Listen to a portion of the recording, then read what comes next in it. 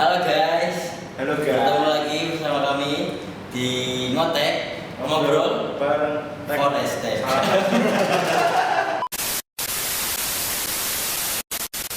Halo guys, selamat datang bersama kami di Ngotek Ngobrol bareng Forest Tech.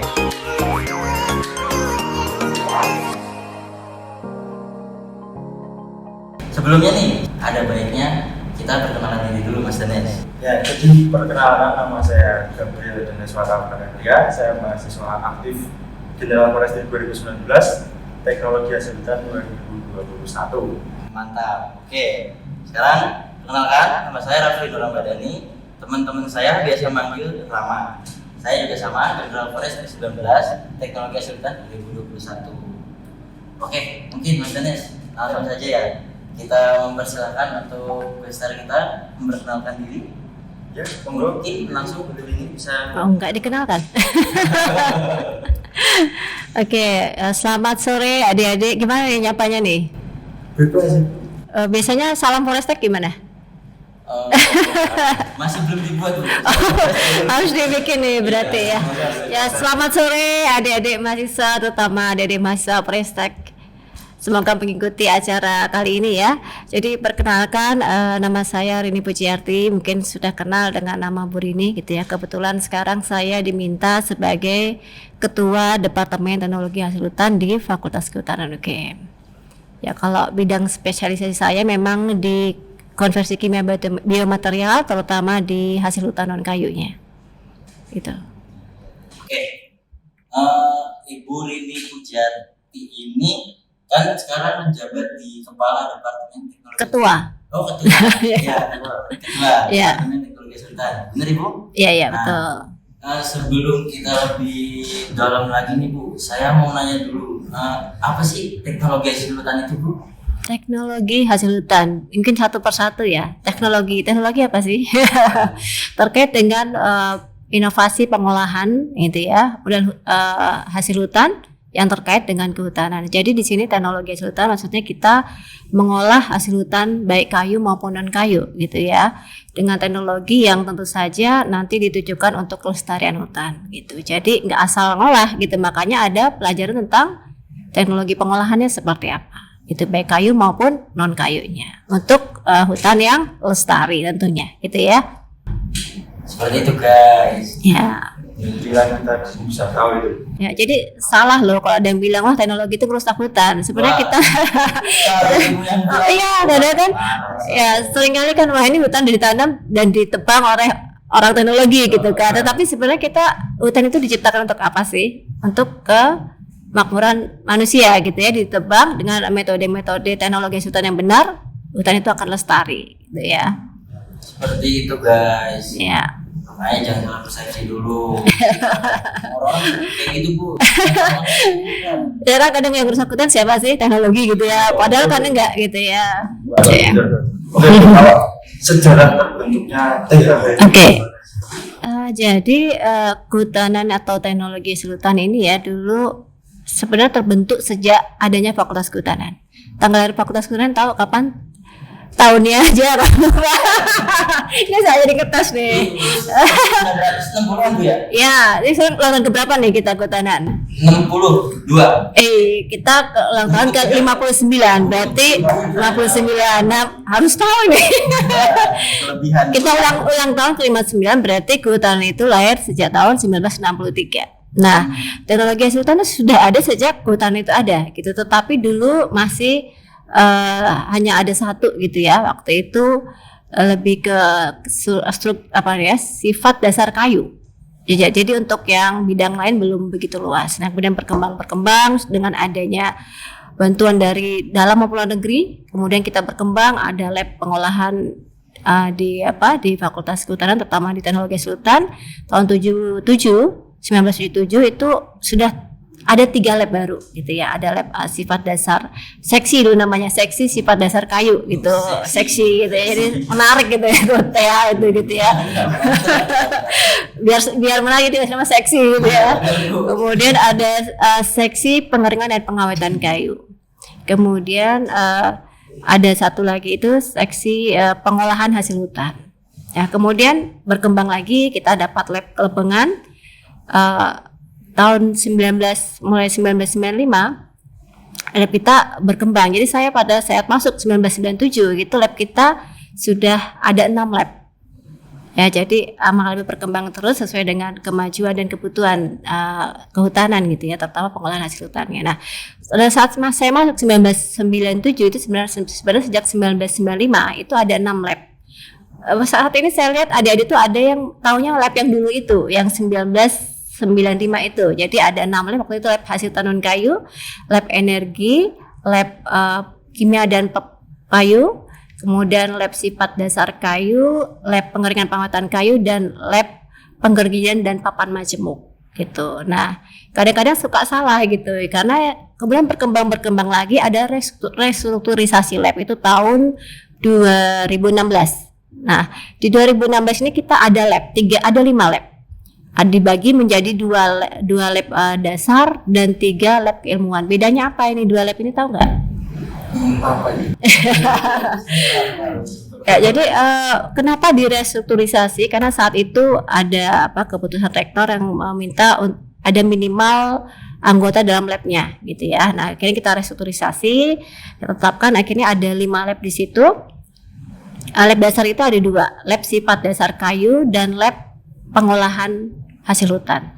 Di sini lab lebih bertujuan kepada pelayanan, seperti misalnya praktikum itu ya. Nah, kemudian kalau lab keilmuan ada 3. Lab keilmuan ini lebih ditujukan kepada keilmuan dari masing-masing orang yang terlibat di situ. Gitu. Jadi kalau penelitian, nah di situ masuknya lab keilmuan gitu ya. Jadi kalau nanti ada hibah penelitian ikut dosennya di mana, nah itu masuknya ke lab itu gitu ya. Jadi itu labnya itu ada 3. Ini kadang suka salah nih. Jadi kadang disebutkan labnya hasil tenun kayu, padahal hasil tenun kayu sudah merger. Jadi lab hasil tenun kayu, lab energi biomasa, dan lab kimia dan kertas itu lab kayu ya, itu jadi namanya lab konversi kimia biomaterial. Oke, kemudian yang kedua lab pembentukan dan peningkatan kualitas kayu, dan yang ketiga lab rekayasa biomaterial. Jadi 3 lab itu gitu ya. Ya, sekarang jadi kalau kalian kenal, suka salah ini kadang mahasiswa saya di lab HNK, Bu, sebentar itu udah lab yang lama gitu ya. Lab baru namanya lab konversi kimia biomaterial. Sub labnya bolehlah disebut hasil hutan kayu misalnya. Gitu ya. Ya. Oke Bu, dari begitu banyaknya lab itu, nah itu tuh proses berdinamikanya itu seperti apa sih di dalam lab-lab masing-masing itu? Ya, jadi namanya akademisi itu kan terlibat tridharma ya dia. Pertama apa itu? Pendidikan. Yang kedua apa? Tridharma harus tahu nih akademi. Pendidikan, penelitian, pengabdian itu harus jalan semua. Nah, masing-masing itu mensupport ke situ. Jadi pendidikan dulu deh, itu yang kewajiban dosen itu harus mengajar gitu ya. Nah, pendidikan yang kita laksanakan sebaiknya berbasis pada penelitian misalnya. Jadi ada ilmu-ilmu yang tidak hanya teori tetapi juga praktisnya seperti apa. Itu kemudian juga penelitian tuh setiap tahun dosen wajib deh penelitian. Kemudian juga kadang-kadang mengikut sertakan bahkan mewajibkan mahasiswa terlibat di penelitiannya. Ya, kemudian juga pengabdian ini sama gitu juga kita di setiap tahunnya diharapkan dosen itu mengabdikan dirinya ke masyarakat gitu ya, baik itu dari penyuluhan maupun pendidikan ke masyarakat. Nah, ini biasanya juga akan mengajak mahasiswa untuk terlibat di situ gitu ya. Ini Forestek kemarin terlibat banyak ya, sudah saya ajak untuk terlibat di pengabdian Departemen Teknologi ya. Nah, itu salah satu dari dinamika kita gitu ya. Gitu deh. Jadi sebagai akademisi nih Mas, ya, kita itu harus menerapkan tridharma. Ya. Apa aja tuh? Pendidikan, Terus penelitian, terus pengabdian. Oke, 100.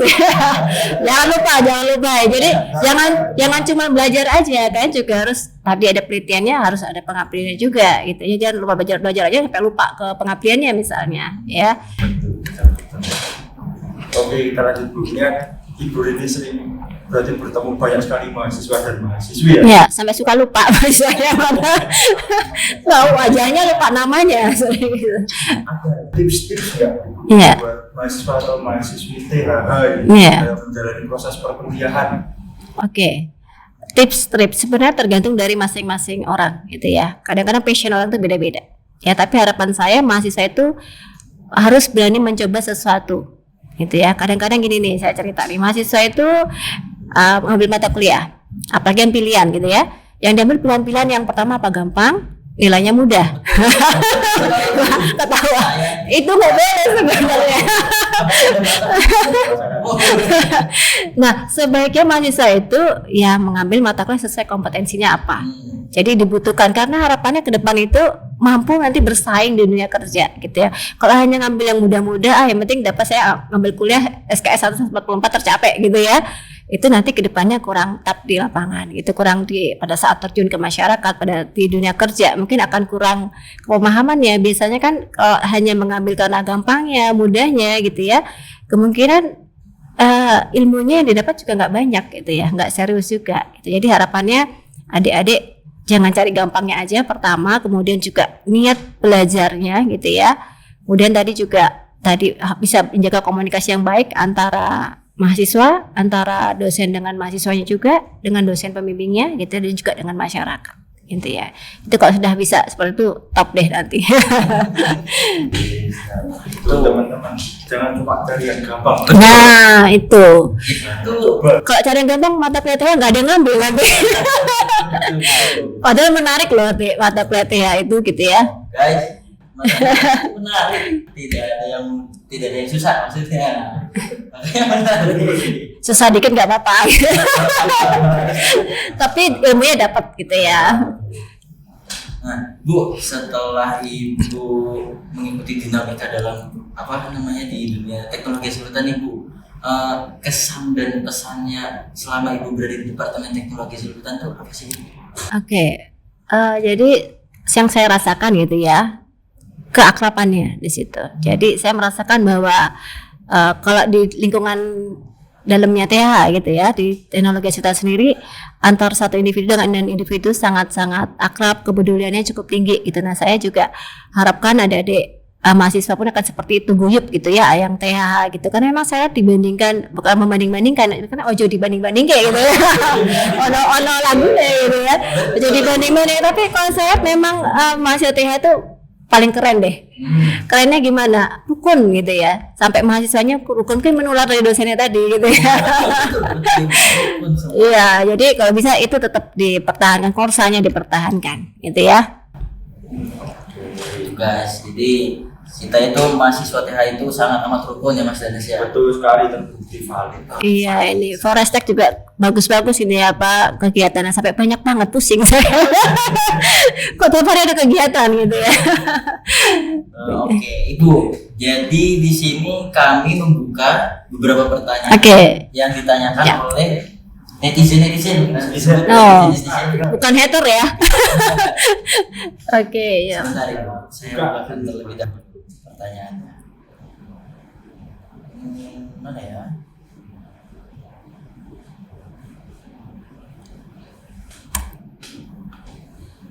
Mungkin Mas Danes bisa menjawab. Ya. Kita masuk ke pertanyaan pertama ya. Ini gantian saya yang diuji ini ya. Pertanyaan pertama Dari siapa itu Mas Danes? dari FJR_Arif_K. Waduh, nah panggilannya siapa itu? Arif. Namanya panjang ya, Arif ya. Cara untuk daftar lab gimana ya Kak? Oke, sebenarnya begini, ada beberapa jalur ya. Yang jelas kalau akan masuk ke lab memang harus ada izin lab. Itu terkait dengan safety, keamanan, dan juga tercatat, sehingga kalau ada apa-apa di lab itu bisa dipertanggungjawabkan, gitu ya.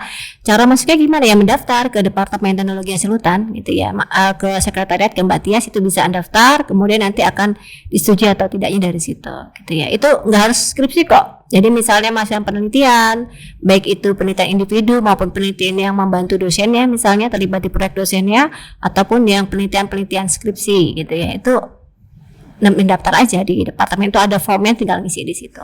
Nanti saya tanda tangan nih biasanya. Gitu. Nggak susah kok, gitu ya. Yang jelas yang penting ada izinnya, gitu aja, karena tadi terkait dengan apa? Pencatatan, juga tanggung jawab di labnya seperti apa, gitu. Karena kan kita di lab TH itu ada yang kimianya, gitu ya. Kalau menggaji juga terkait dengan listrik, mengoven kayu terkait dengan listrik gitu ya, misalnya mengolah minyak asiri terkait dengan destilasi yang menggunakan api. Nah jadi kalau ada apa-apa tiba-tiba masuk lab nggak tahu penelitian, nanti yang tanggung jawab siapa gitu ya. Jadi juga latihan bertanggung jawab di sini. Dan K3-nya kesehatan dan keselamatan kerjanya harus diperhatikan di situ. Ya. Seperti itu. Tadi siapa namanya? Mas Arif. Arif. Ya, Oke. sudah jelas ya Mas Arif ya. Semua harusnya sih jelas. Oke. Jelas banget.